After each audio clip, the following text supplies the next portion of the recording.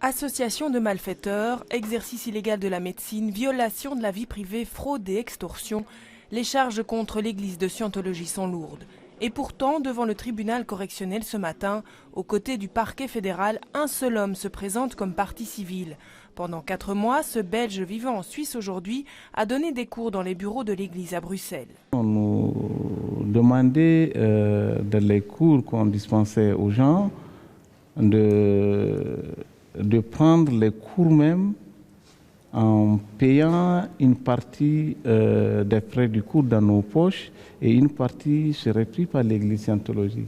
Pour moi, c'est une escroquerie bien organisée. Un témoin clé qui a finalement décidé de se retirer faute de temps. Sur le banc des accusés, 11 personnes, des dirigeants et des anciens membres de l'église de Scientologie belge. La première défense, c'est d'être satisfait, d'une part, de pouvoir enfin arriver devant le tribunal aujourd'hui, après 18 ans d'enquête.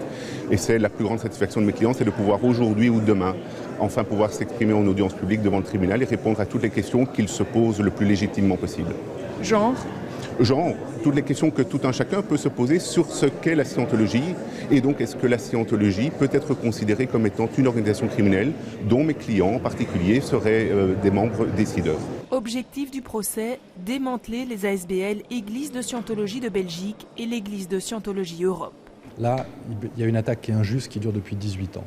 Et pour nous, c'est l'occasion d'aller mettre la vérité sur le tapis et de faire reconnaître la vérité par le tribunal et mettre un terme à ces 18 années d'acharnement judiciaire.